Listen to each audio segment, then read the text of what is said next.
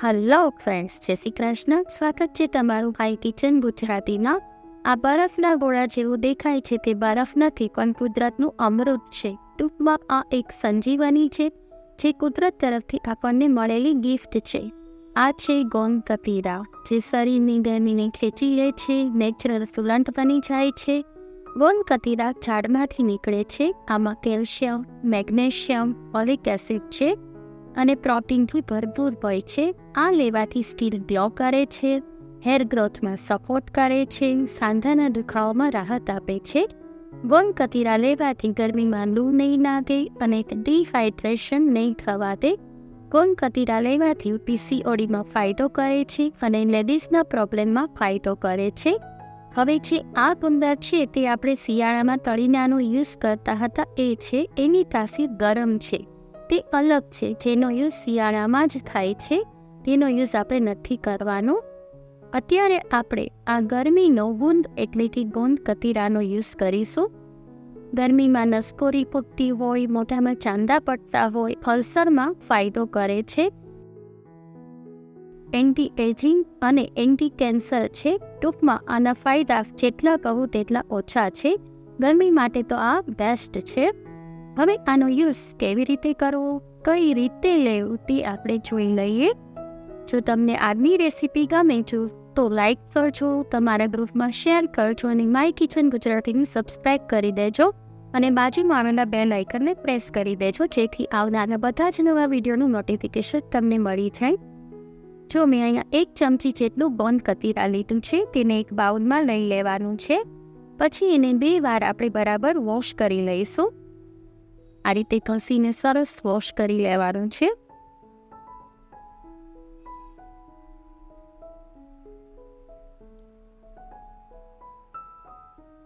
હવે એની અંદર આપણે 1 ગ્લાસ પાણી ઉમેરીશું અને એને ઓવરનાઇટ માટે અથવા તો 6 થી 8 કલાક માટે પલાળવાનું છે. આમાં તમે 1 ગ્લાસથી વધારે પણ પાણીનો યુઝ કરી શકો છો. જો આ રીતે સરસ પલાળી દેવાનું છે. હવે એને ઢાંકીને આપણે પલળવા દઈએ.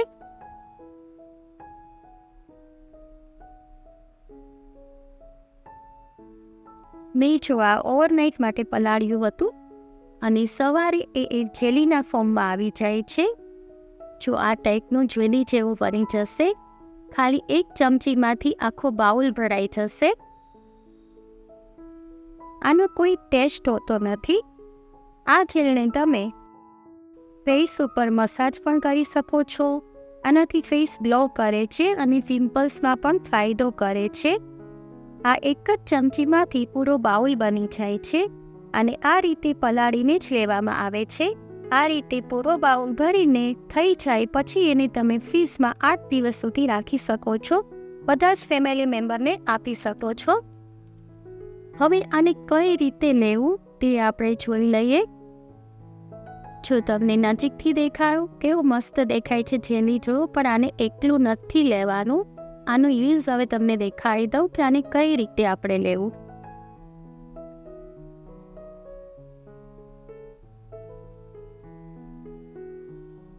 હવે આપણે એક ગ્લાસ લેશું, તેમાં કોઈ પણ શરબતનું સિરપ ઉમેરીશું અને તમે શરબત સાથે લઈ શકો છો.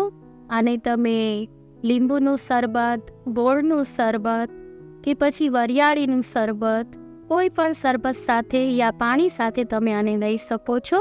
આ રીતે શરબત મેં એડ કર્યું, એમાં આઈસ ક્યુબ મૂક્યા, પછી પાણી, અને હવે એમાં 1 ચમચી ફૂલ ભરીને આપણે લઈ શકીએ છીએ. અને એક ટાઈમે 1 ચમચી જ લેવાનું છે. 1 ચમચીથી થોડું વધારે યા 1 ચમચી લેવાનું છે.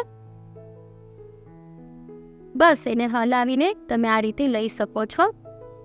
હવે એનો બીજો યુઝ જોઈ લે, બીજી કઈ રીતે લઈ શકાય.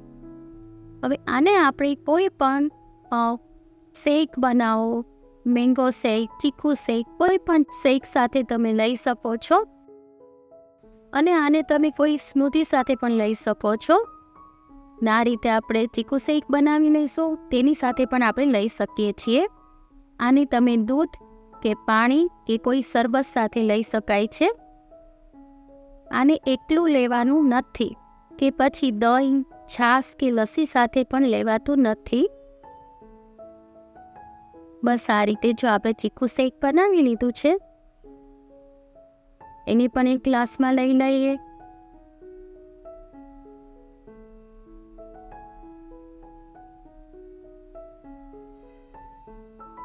અને એમાં પણ તમે 1 ચમચી ફૂલ ભરીને લઈ શકો છો. બસ આ રીતે 1 ચમચી ઉમેરી દેશું અને હલાવીને લઈ લેવાનું છે. બસ આ 3 ટાઈપથી આપણે લઈ શકીએ છીએ. જો તમને આજની રેસીપી ગમી હોય તો સબસ્ક્રાઈબ કરવાનું ના ભૂલશો અને તમારા ગ્રુપમાં પણ શેર કરજો, જેથી તેમને પણ હેલ્પફુલ થાય.